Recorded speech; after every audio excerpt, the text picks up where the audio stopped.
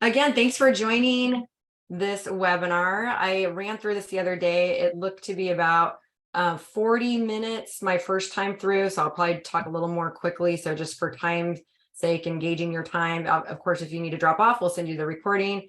And if you have any questions, we'll do that at the end as well. But let's dive in to our presentation. So who am I? Who are we? If you don't know, we are CoreFact. We are a marketing firm focused on the real estate industry, specifically marketing fulfillment. So we do digital fulfillment, we do print fulfillment. Our signature product and what we're best known for is direct mail, which is the topic of today.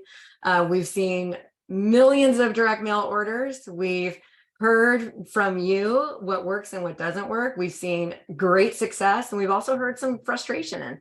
So oftentimes we have people come to us, either in an office meeting or out in the field or a phone call, and they'll say, I'm so happy I got listings from this, but we also hear, hey, I'm frustrated. I've been doing this for a while, or I've been, just started and I haven't gotten the results that I want. And today, my hope is you're going to come out of this with maybe some ideas on how to tweak what you're doing, or if you haven't started using direct mail, maybe this will inspire you to give it a try. So CoreFact's been around since 2005. And we are a national company. We service over 300,000 real estate agents and over 300 real estate companies. So we've been able to gain a lot of insight from that. Me personally, I've only professionally worked in real estate marketing, which is a really weird thing for me to be able to say because I was an English and philosophy major. So how do you end up in real estate marketing? I'm not really sure. I answered an ad back in the day. It was a newspaper ad. So I've worked for 3 companies. One was NRT, which was the old name for the parent company of what is now known as Realogy or Anywhere. And at that time, we were servicing Coldwell Banker and Century 21 in Northern California. And I worked on their direct mail as well as some event marketing for them. And then I worked for a competitor to CoreFact. And I've been with CoreFact for the past 11 years. So I've had a lot of conversations with real estate agents, and hopefully going to share some of that with you today. Oh, did you love how that that cool, right? Have you ever used direct mail marketing? This is going to be interactive. We're doing this for the first time, incorporating a little poll into this. So what I want you to do, I know you all have your phones with you. We are going to do a Slido poll. So go ahead and get your phone. And you are going to go to slido.com and enter these numbers. And I'm going to ask you to answer this question. Have you ever used direct mail marketing? So your choices for response are, yes, I'm a consistent user. Yes, but only occasionally. I used to, but I don't anymore. No, I've never tried it. So let's see what our responses look like.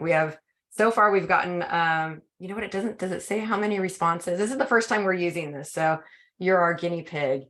So I'm going to give it another couple of minutes for people to give responses. So far, we've got a no, we've got a yes, I'm consistent. So really both ends of the spectrum. I only occasionally, we're going to talk about that. And one thing that we do here, and I haven't seen any responses for it yet, is I used to, but I don't anymore. So we're going to talk about that because we do hear that at conferences. I used to do direct mail, but I found that I wasn't getting ROI, or it wasn't effective, or it got too expensive. That's a response that we do hear, and I'm not seeing that here. And I see the yes, but only occasionally. Okay, we'll come back and see if this sorted out any differently. Continue to respond, but that was fun to see how your responses came through. And I'm going to go back to our presentation here. Okay, so, and again, we hear this, and these are conversations that we've had with our clients, with agents. I've tried direct mail, but it didn't work. And that's frustrating for us, for you, because we also hear so many stories of it being successful, and the stats prove that.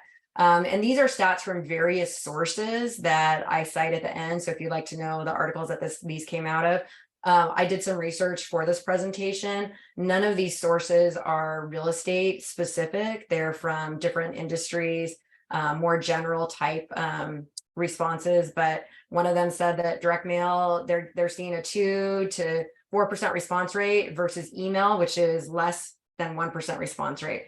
I don't know about you, but I am actually more responsive to direct mail now than email. Email, I don't open, I unsubscribe. I actually have a goal every day to unsubscribe from an email, which is really weird goal and weird that I'm sharing that with you.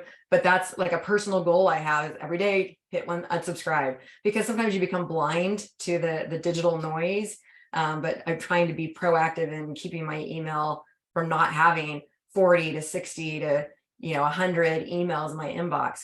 And if you think about that digital noise, and you think about what's coming into your physical mailbox, would you rather be one of, if you're marketing your message, one of, I mean, how many emails do you get a day? I get probably 50 to 100, between work and home, sometimes more. Would you rather be one of 100, or one of how many pieces of mail do you get in your mailbox, which I usually get maybe 4 to 10 pieces a day? Where are you going to have a better chance to stand out, right? Think about that. And here are some of the stats. 42% of people read or scan their mail. 50% of people keep mail for future reference. 90% of millennials love receiving mail. I do want to pause here for a second. This is pretty interesting. We have seen these stats on millennials having this affinity and love and romance almost with things that are physical, because so much of millennials and younger generations is digital. It's a digital experience that they've had. And so there's this love of vinyl, for example. Vinyl's trending. And my boyfriend's daughter just graduated and she's obsessed with DVDs. And she actually likes to put a DVD in, which, she thinks that's really fun to watch DVDs on a DVD player. It's so retro, but it's the physical, right? It's the physical experience that is so unique to them. And the other side of that is I grew up with the physical and, came of age with the digital. And so when the internet was first coming around, it was considered very trustworthy if information was presented online, because it was harder to post something, to get it in digital format, to see it online meant there was authority to it. And now I feel like we pendulum swung the other way, where when something is in print or it's tangible or physical, it's considered more authoritative or reliable or trustworthy because it's so easy to fabricate digital. So the minute someone sees something in print format, they automatically create more authenticity for it. So it's pretty interesting that we've come the other way. And we talk about that, down here at this bottom stat. 87% of people think that printed collateral is more trustworthy. 57% of millennials act on mail offers. 73% prefer direct mail, and that's over other forms of marketing. So if we know that statistically it's working, why isn't it working for some? We saw some of you saying you mailed but occasionally, and some of you saying you mailed but you stopped. And I'm guessing if it was working for you, like, what does that mean? We have to talk about that too, that you would continue to do it. So we're going to dive into that today. And these are the topics I'm going to cover. These are not comprehensive. I'm sure there are other things that people are doing that could make for more effective, but these are the 4 that I believe are real, that we see a lot here at CoreFact, and we're going to go through these. So number 1, it's the wrong audience. Number 2, you're not consistent. Number 3, you don't have an effective call to action, which is what we're trying to get someone to do as a result of this marketing. And then number 4, yep, I said it, follow up. It's not just mailing, it's the whole process. So let's go through these. All right, number 1, the wrong audience. It's not me, it's you. Okay, this is like a breakup when someone says, it's not you, it's me. Okay, but it's you. So this is, you've got the wrong audience. So what is a farm? A farm is an area that we are marketing to on a regular basis. A farm is an area that we'd like to cultivate, gain market share in that area, gain recognizability, and that we feel comfortable in. Everyone knows us. It's cheers. Everybody knows your name, right? So, but what if that farm isn't right? And maybe you've invested time and you feel like, that should be working at this point, but maybe it's not the right farm. Or maybe you're new. How do you choose a farm? So let's go through these and see if we can't tweak this a little bit. So if you're choosing a farm and you haven't started marketing yet, and you don't know where to send, number one, you don't want to send to a farm that's saturated with competitors marketing. So how do you know if someone is already marketing or a lot of people are marketing to that farm area? Well, number one, if you live there, you can start collecting pieces and seeing what's coming to you. Now, I do want to mention a lot of you that are seasoned marketers, if you're farming, to look for the realtors that are potentially in your farm area. And a lot of you will, we know this, want to eliminate them from your farm list, because in your mind, you're thinking, well, if I'm spending, I'm just, picking an average number, let's say it's a jumbo card, you're sending, a dollar postcard out. Why would I spend $1 on a competitor and share my marketing tips with them and let them see what I'm doing? Well, if it's your listing, I'm just going to throw some alternative thinking here. If it's your listing, maybe they could bring you a buyer, right? So is it a terrible thing to market to a competitor?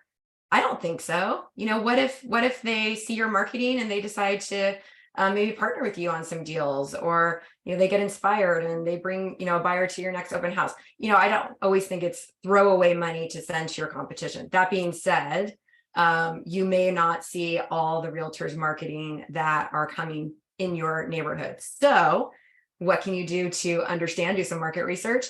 Ask a neighbor, ask a friend, ask a potential client. Hey, for the next, bring over a paper bag or a plastic bag or something. Hey, for the next 3 months, can you keep all of your junk mail? Don't bother sorting through it. You don't have to do anything. Put in this bag. I'll give you a $75 gift card to a local restaurant. You're showing you're supporting local business. They're doing you a favor. It's a win-win. And then you'll be able to sort through it and see what's coming through. What's the goal here? You want to stand out. If your market is heavily saturated with other marketing, it's gonna be harder for you to stand out. That's all. It's not impossible. It's not, and we'll talk about that here in a second, dominated by a single agent. It's just going to be harder to stand out if there's a lot of marketing already coming in.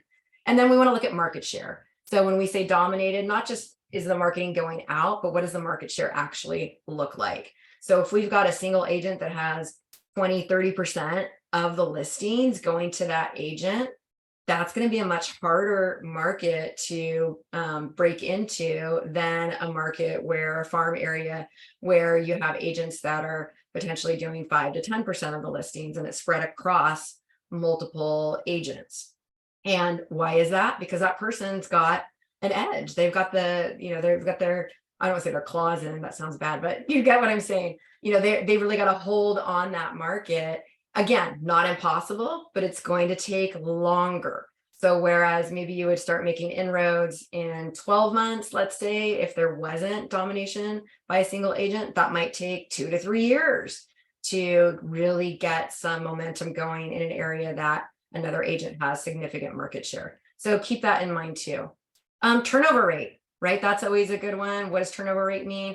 Assuming you all know this, but just to put it out there, it's the number of people that are listing their homes every year. So if you have 100 homes and you have a 5% turnover rate, that means there's 5 eligible homes for you to get a listing from that year, which means if someone has 30% market share, you're down to 2 homes being available? No, less than that. No, you're down to 3 homes being available to potentially, because you're going to assume that person's going to get the 30%. So you're down to maybe 3 listings being available as ones that you could have. It's a numbers game. It's really a numbers game. So look for something that has 5% or more turnover rate. There's just more opportunity for you. So how do you know what turnover rate is? Work with a title company.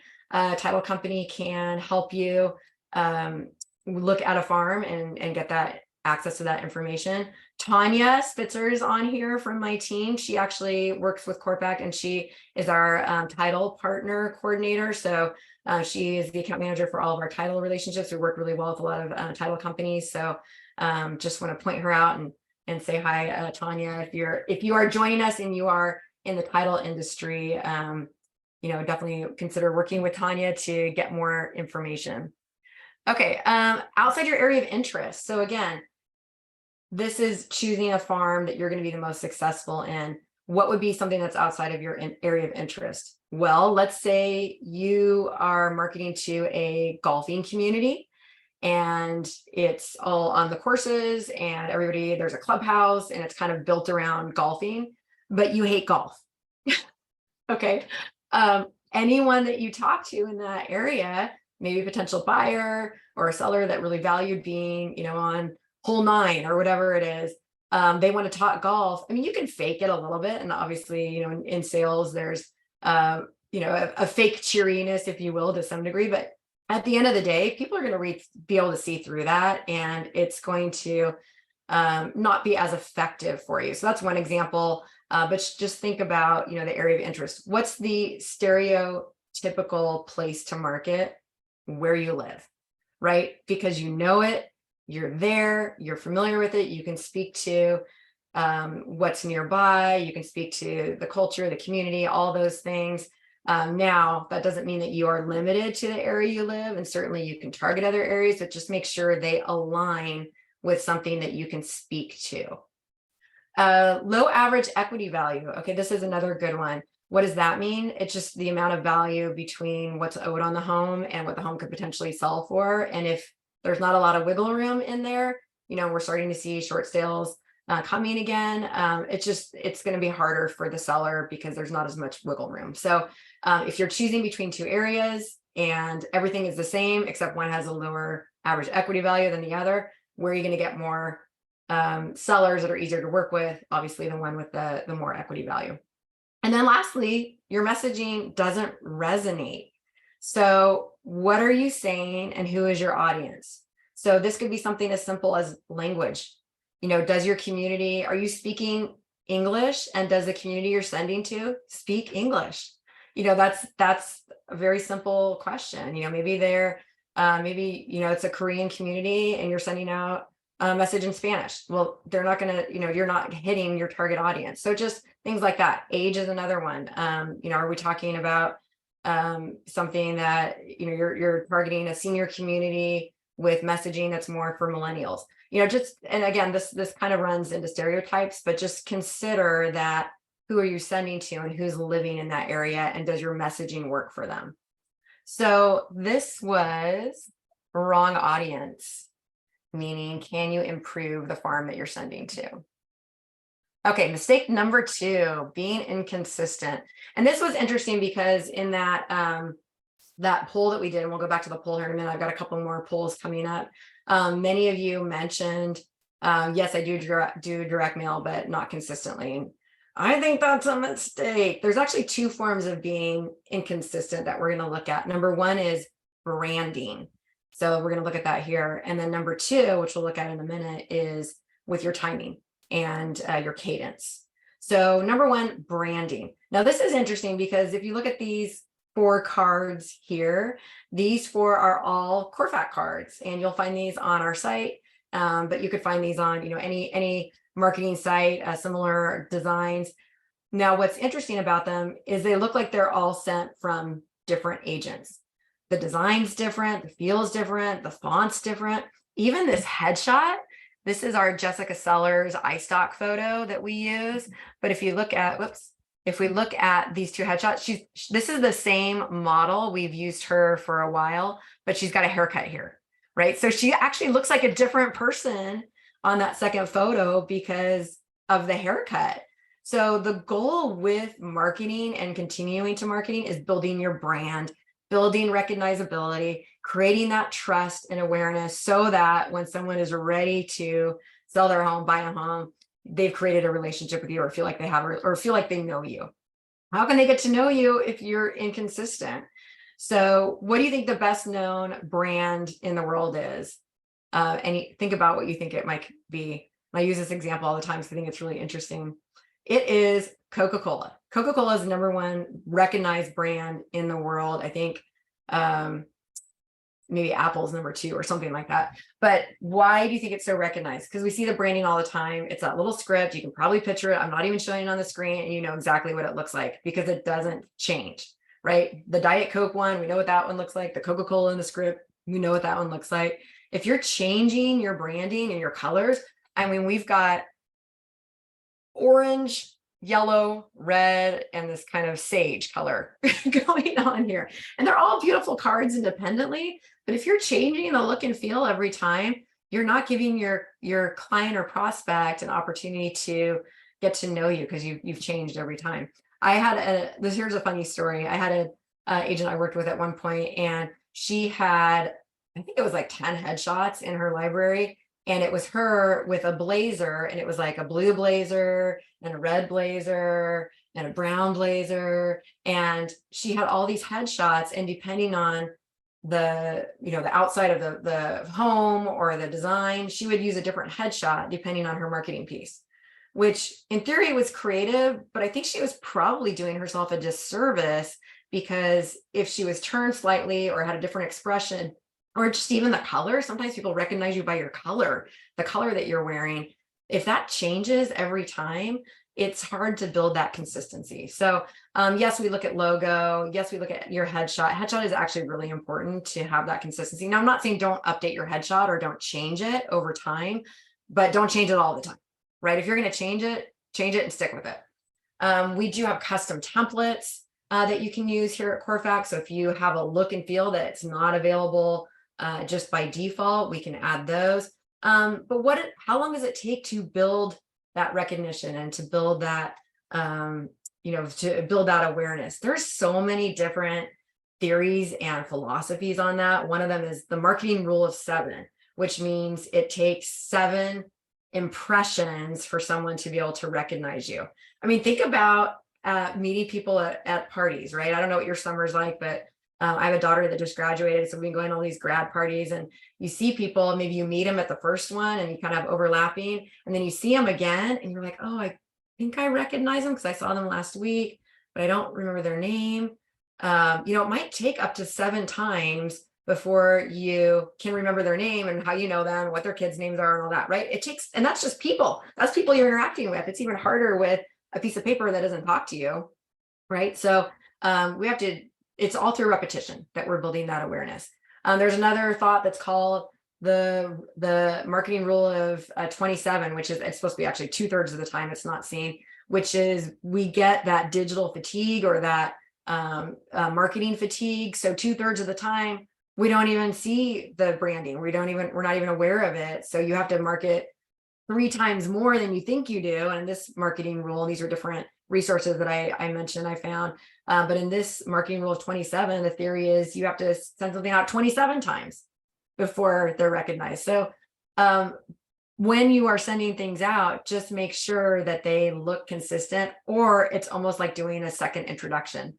If you're introducing yourself for the first time via a postcard, and then you send something out completely different the next time, you've started the process over again, you've reset it. So do yourself a favor, be consistent with the look and feel of your cards and your pieces. Okay, how often do you send to your direct mail farm? We're going to do another little Slido poll. You ready for this one? Okay, let's see how this one turned out. First of all, this first one it didn't change after that. Okay, let's go to the next one, which is, to move my Zoom one here. The next question is, okay, so again, if you didn't participate in the last one, if you go to slido.com and put in these numbers, then you can respond. So how often do you send direct mail to your farm? Every month like clockwork, every quarter, when I can remember, or inconsistently, only when I have a listing, or I don't. So we've got one response for every month like clockwork. That's awesome. I love that. Every quarter. Anyone else? We'll give it a minute for people to respond here. Everyone's saying they do it like clockwork. I love that. Okay, we'll come back to that in a minute and see if we have any other responses. Let me go back to my presentation. Okay, so obviously the goal, you probably know where I'm going with this, is to send every month, right? What happens when you don't? So I'll tell you a story. I was up in Reno at Chase International, which is a brokerage up there, and Reno, Nevada, that is. And I met with a young, excited, new real estate agent who said, I sent out 1,000 cards to a condo complex. One time, I didn't get a single response, so direct mail doesn't work. Oh my gosh. It's the emoji with the hand, the palm to the face. It's like, yeah, I would have, and I told him I would have rather seen you mail to 100 10 times than to 1,000 once, because like we saw in that last one, you've got to build your brand, right? So if you are mailing one time, you're not achieving that branding, and you're not achieving that, you're not establishing yourself. Listing mailings only. This is one that I see pretty often, where sometimes it's because the brokerage is paying for it and you're just gonna, get it, or maybe you don't mail a whole lot. So you think, okay, well, I've got a listing, I'm gonna do a radius around that listing. Now, first of all, I've got a good trick to share that I think is really beneficial, but I do think doing a mailing only around that listing is not ideal. But here's the trick I'll share. It's not really a trick, but let's say you've got a listing that is coming on and you haven't sent to that area before. They don't really know who you are. Maybe they've seen your signs or heard of you through the community, but it's not an area you're farming consistently, but you're going to have a listing in that area. You can send out a radius around that listing, something that says you are the neighborhood expert, or you are established or doing something in this community, and you're working this community before your listing goes on. Right? So send that out. And then a week or two later, when the listing comes on, send out a just listed. So really you've sent something that says really it's an introductory piece, but it says you're the neighborhood expert. Then, and maybe someone gets it and goes, I haven't heard of this person, I'm not really sure. But then you send something that shows that you've listed a property, and then it confirms in their mind, oh yeah, they are the neighborhood expert. Right? And then you send the just sold and all that and follow through. So potentially, one, you're getting multiple marketing opportunities out of one listing. Two, you are stating something and then you're proving it, which builds trust and builds interest and all those things. Here's where I think the mistake lies: never mailing to that radius again, because you've said, yeah, I'm the neighborhood expert, I got this listing in this area, and I'm out. And what has that done? That's basically told them you're the neighborhood expert, but you're onto something else. Well, are you or are you not? Because if you said you are, you should add that radius to all your farming. So what my recommendation would be is, if you're going to do a radius around a listing and it's not an area you don't normally farm to, don't just do that one time or part of that listing, doing it, adding them to your consistent farming. Maybe you've got a farm that you're working over here and you got a listing over here, maybe sent to 200 around that. Just add them in. So then you'll see results from that area around that listing and potentially grow that marketing area as well. So mailing infrequently, and this is something that we do see often, is maybe you start, maybe you stop, maybe you mail it when you have a listing or every quarterly or something, but keep in mind, it's their timing for selling or buying, not yours. So even though you want listings and you want, to find a buyer for your listing, or you want to work with buyers, the timing is going to be based on, what's happening in their life, their job, their personal circumstances. Only 3% of your market is ready to buy at any given time. So when is that going to be? Well, we do work with different data partners that can, they believe they've got algorithms that can help predict that, whether that's true or not. You can buy into some of those algorithms, which could potentially help determine that. But regardless, we don't know exactly when that's going to be. So it's just important to keep top of mind consistently. Okay, this one I think is the most dangerous of all: mailing consistently and then stopping. Now, why is that dangerous? Because if I've been mailing to an area for a number of years or maybe a number of months and then I stop, what does my farm area think happened to me? Oh, they think I had to go get a real job. Oh, they couldn't make it in real estate, they had to go get a real job. That's the worst in my mind, because the only way that they know you're in business, the only way that they know that you're potentially part of this community of real estate agents is you're telling them, you have to tell them. And now you could market to them via obviously your social media, but generally they would have had to find you, right? They had to go proactively search for you. So unless you're doing, targeted Facebook ads, which I know a lot of people do those. I've heard those have gotten a little confusing and expensive. So direct mail is still very comparatively affordable and easy to target a geographic area. We had someone, this is actually a true story, a marketing director in Northern California shared this, that, as everyone knows, the market is not what it was a year ago. Listings are down, interest rates are higher. So obviously there's a slowdown in inventory. And a top agent that had been marketing for a number of years here in Northern California decided she was going to pull back on her marketing. And so she decided to, I think it was after 10 years of doing postcard mailing, pull back her marketing. She did stop her marketing. I think it was in the springtime. Well, a couple of months later, she saw someone in a store and she was wearing a cap that had her brokerage name on it. And this was actually in Taro, if I recall correctly. And someone that was in her farm area said, "Oh, how's retirement going?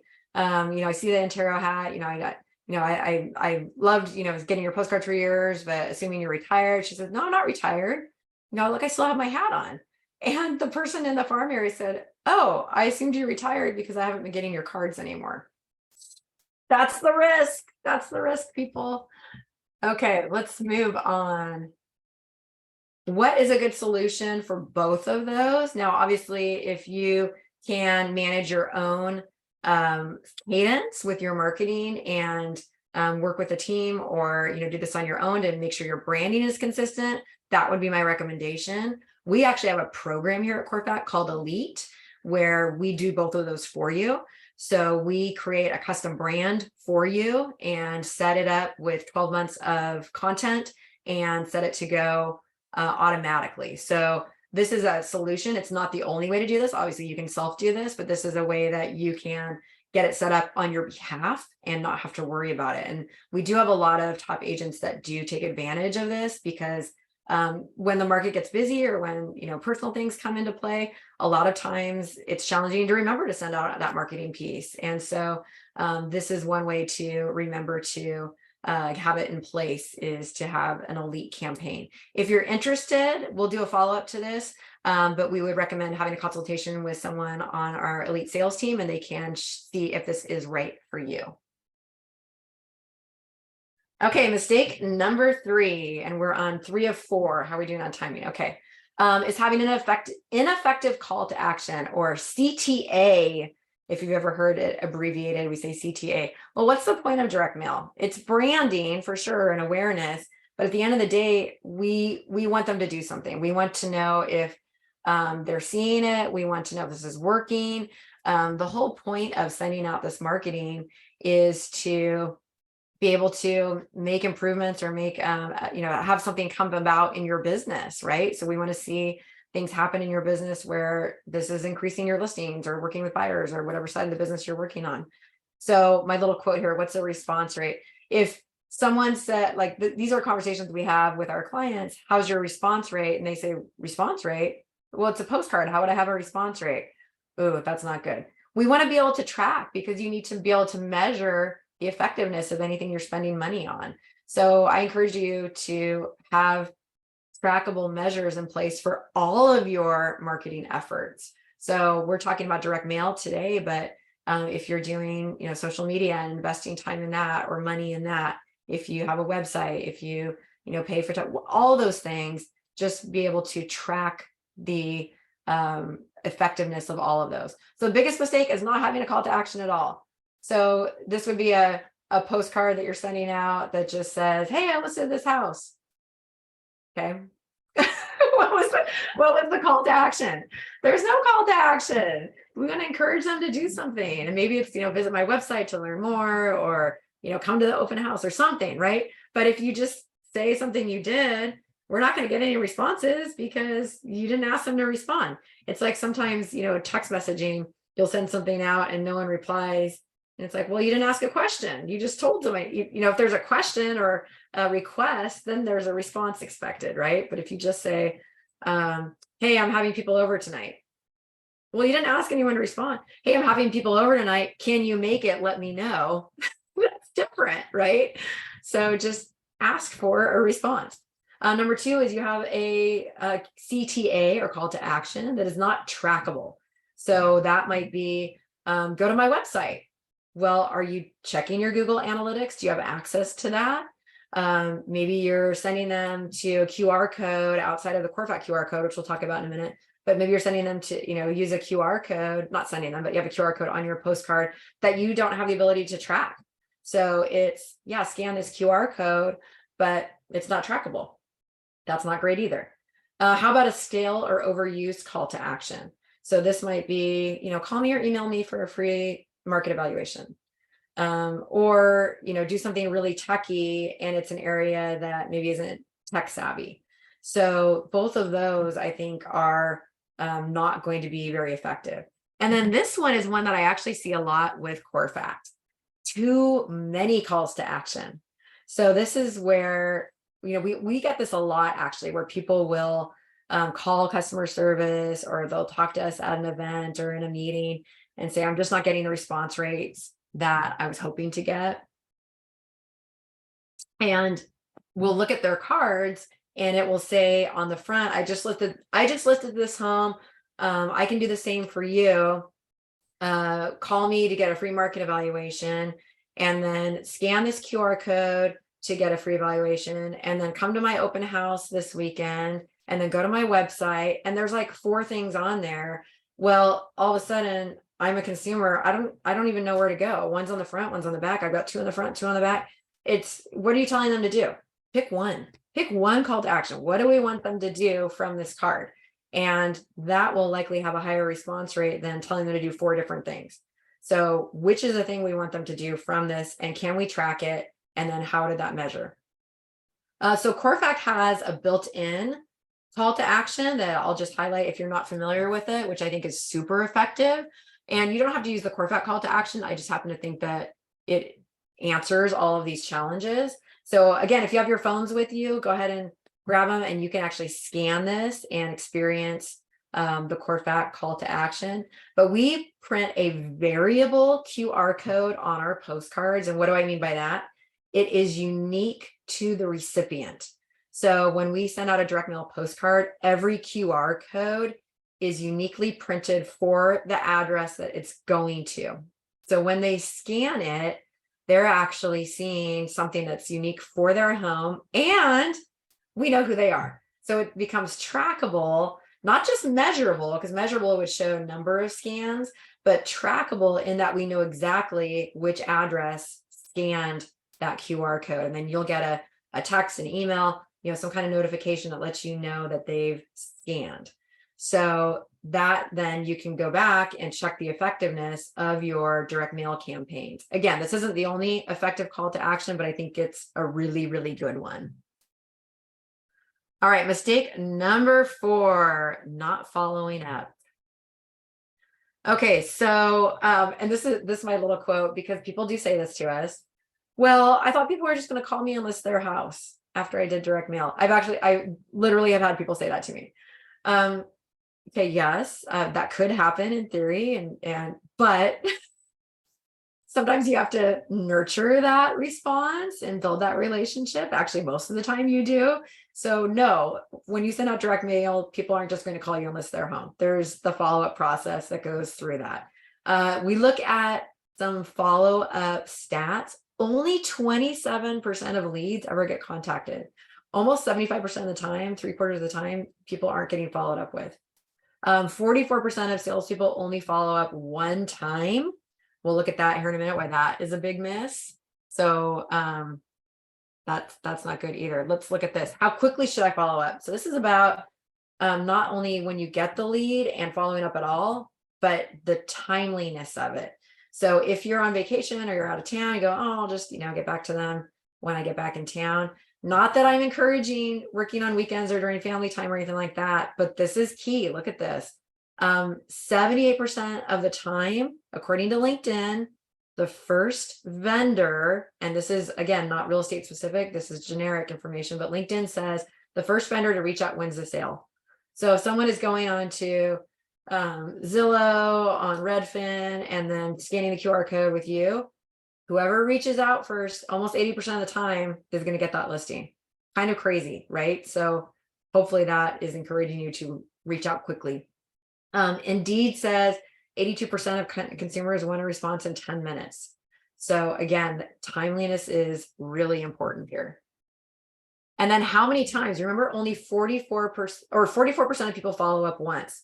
Well, after the first contact, only 2% of opportunities are closed. So if you're only following up one time, look at these stats. 80% of closings, meaning that you've gotten the sale. 80%, meaning the listing in this case. 80% close at the 5th to 12th contact. So now that could mean multiple direct mail pieces. That could mean interactions. This again was not real estate specific, this source, but it does mean that consistency and continuing to follow up is so key to actually closing the deal. Here's what I hear feedback wise on, but what do I do? What do I say? So it's not just the timeliness of following up. People don't know what to say. So hopefully this will help you with some responses and the next steps. So kind of depends on what you have information wise from them. So if you're doing direct mail, for example, you may only have their address and name. So what do I do? What do I say? We actually have references to or ideas for all of these follow-up scripts and different ideas for follow-up in our CoreFact Academy. So if you're not familiar with the CoreFact Academy, that is a tab on the CoreFact site, and we've got tons of free resources, including what to do for follow-up. So feel free to browse those and get some ideas. Feel free to try chat, right? Everybody's on a ChatGPT. That's a great place to, what do I do to follow up someone who inquired about their home value or responded to a home value QR code? If you're using the CoreFact call to action, I'm sure chat's got some great ideas too. But if you only have their address, well, you could send them a note card. We actually just launched at CoreFact a really great new process where you can go into the pop-up card lead pop-up card follow-up section and select anyone that scanned a QR code and automatically send them a pop-up card follow-up.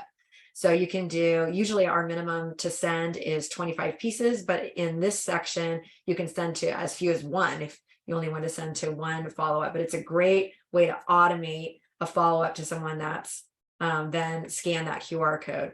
You could send them another postcard. You could pop by and have a person-to-person, belly-to-belly conversation with them. I know a lot of people that's their worst nightmare and fear, but I mean, these are people at the end of the day. These are personal relationships. So, that's an idea. This one, the FedEx trick, I heard this years ago, and I still think it's super effective. And the idea is if you go into a FedEx store, they have these envelopes that look like that.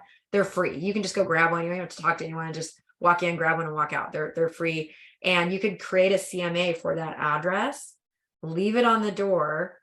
And what do you think the open rate of a FedEx envelope is left on the door? Oh, it's like 100%, right? People see FedEx, they're like, oh, wow, what did I get? I wasn't expecting anything. What is this? They open it up at the CMA.